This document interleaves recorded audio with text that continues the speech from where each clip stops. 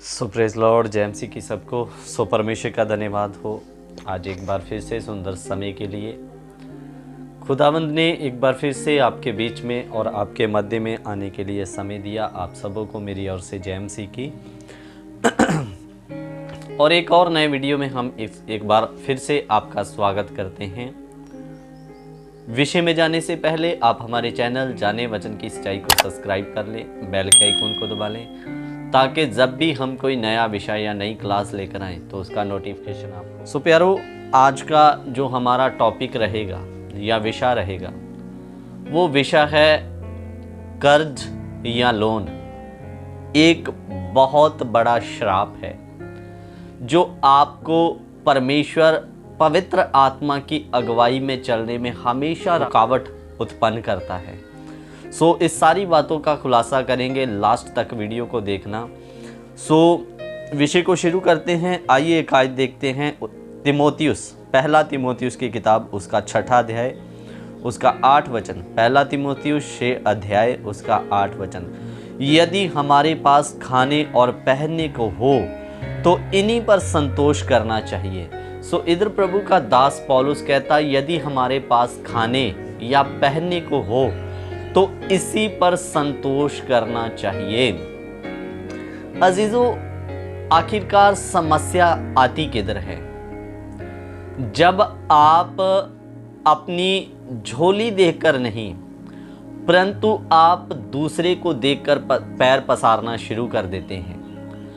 कहने का मतलब, आपका पड़ोसी या आपका दोस्त आपसे दिन प्रतिदिन आगे बढ़ता जा रहा है और आप के हालात इस कदर नहीं कि आप अभी आगे निकल सको या उस मुकाम तक पहुंचो जिस मुकाम तक वो पहुंचा है।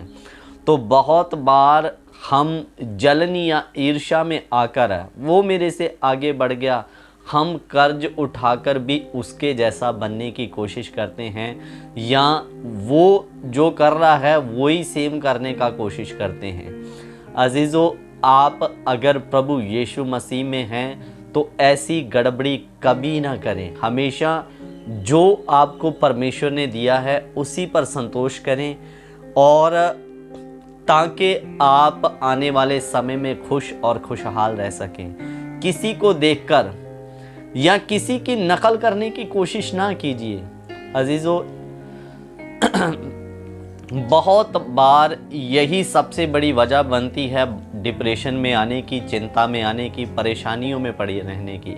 और बाद में जब हम चिंता परेशानी में फंस जाते हैं तो हम कसूर निकालते हैं परमेश्वर का। परमेश्वर ने तो आपको कर्ज उठाने के लिए नहीं कहा था, या परमेश्वर ने तो आपको नहीं कहा था कि आप किसी दूसरे से आगे निकलने की दौड़ में कर्ज उठाओ, लोन लेकर कार्य करो। अजीज़ों, इसलिए कहने का मतलब क्या है, आप हमेशा ऐसा काम करके डिप्रेशन या चिंता या परेशानी में रहेंगे। सो इसका पौलुस इन चीज़ों से बचने के लिए हमें मूल मंत्र दे रहा है। क्या कह रहा है? यदि हमारे पास खाने को है और पहनने को है तो जो भी है इसी पर तुम संतोष करना, संतुष्ट रहना। लेकिन लोन या कर्जा उठाकर किसी काम को करने की आवश्यकता नहीं है, नहीं तो आप हमेशा परेशानी में रहेंगे, चिंता में रहेंगे। और अब पौलुस एक बहुत सुंदर वचन लिखता है, उसको भी मैं पढ़ देना चाहता हूँ।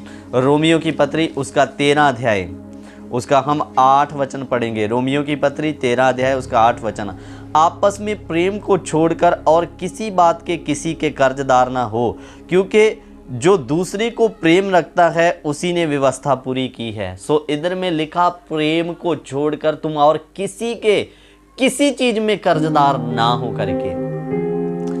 और अजीजों, एक और वचन देख के फिर इस बातों को कुछ हम क्लियर करेंगे। नीति वचन की किताब उसका 22 अध्याय 7 वचन भी हम पढ़ेंगे। नीति वचन उसका 22 अध्याय 7 वचन। धनी निर्धन लोगों पर प्रभुता करता है और उधार लेने वाला उधार देने वाले का दास होता है। सो इधर में लिखा, उधार लेने वाला उधार देने वाले का दास होता है। और मेरे अजीजों, वैसे भी हम जब कर्ज मुक्त होते हैं तो हम अपने ऊपर कोई दबाव महसूस नहीं करते और हम चिंता मुक्त होते हैं। लेकिन अगर आपने किसी का उधार या कर्ज या लोन देना है तो वो कभी भी आपको आकर डांट सकता है, दबा सकता है, धमका सकता है, क्योंकि आपने उससे पैसा लिया।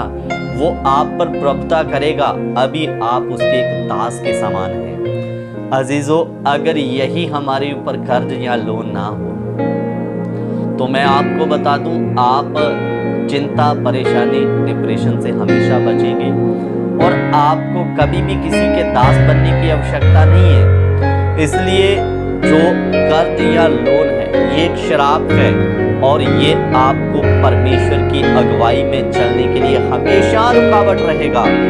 अजीजों, फिलिप्पुस ने जब खोजा को बपतिस्मा दिया और हम आगे पढ़ते हैं कि बपतिस्मा देने के बाद में आत्मा उसे दूसरी जगह ले गया करके। तो यहाँ आत्मा उसे दूसरी जगह ले गया कहने का मतलब उड़ाकर नहीं ले गया। आत्मा ने उसे अगुवाई किया कि अब इस इलाके को छोड़ और दूसरे इलाके में चला जा। अजीजों, बहुत बार जब हम कर्जदार या लोन के चक्कर में फंसे होते हैं तो आप कभी भी पवित्र आत्मा की अगुवाई में नहीं चल पाएंगे। आप हमेशा अपने आप को दबा महसूस करेंगे और पवित्र आत्मा की अगुवाई में चलने के लिए कर्ज या लोन आपके लिए हमेशा रुकावट खड़ी करेगा। इसकी सबसे बड़ी एग्जाम्पल या उदाहरण मैं आपके बीच में बैठा हूँ। कारण क्योंकि एक समय आया मैं भी कर्जे और लोन के बोझ में दब चुका था और हालात इस कदर खड़े हो गए, इस कदर बन गए कि मुझे कई महीनों के लिए सेवा छोड़कर किसी कंपनी में काम करने के लिए जाना पड़ा। अजीज़ों, ये बात बताने का मकसद क्या है? ये आज से बहुत सालों पहले की बात है जो मैं आपको बता रहा हूँ।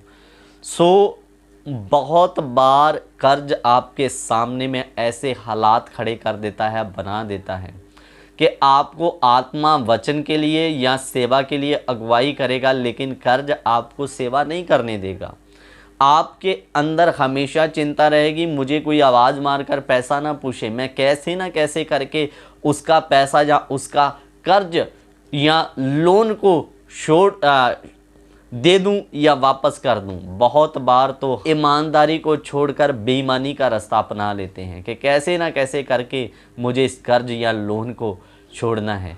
तो अजीज़ों, ये लोन या कर्ज आपको हमेशा ही पवित्र आत्मा की अगुवाई में चलने के लिए रोकेगा। पवित्र आत्मा तो आपकी अगुवाई करेगा, किसी से बेईमानी, लेन देन के मामले में बेईमान नहीं होना है, लेकिन कर्ज बहुत बार ना चाहते हुए भी हमें बेईमान बना देता है अजीज़ों। इसलिए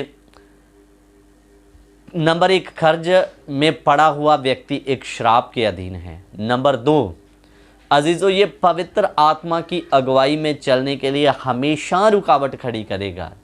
अगर आप सेवक हैं तो आपको तो फिर और इस वचन को बहुत गहराई से लेने के लिए ज़रूरत है अजीज़ों। इसलिए जो परमेश्वर ने आपको दिया, कर्ज उठाकर कुछ ना करें, उसी पर संतोष करें, उसी पर टिके रहें।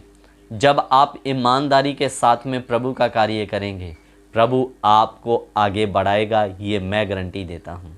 क्योंकि वचन में लिखा, सिंह के बच्चों को, शेर बच्चों को भूख लगेगी और वो भूखे भी रह सकते हैं, लेकिन यहोवा के खोजियों को किसी भली वस्तु की घटी ना होगी। सिर्फ रहने की आवश्यकता है पवित्र आत्मा की अगुवाई में, परमेश्वर के साथ वफादार रहने में।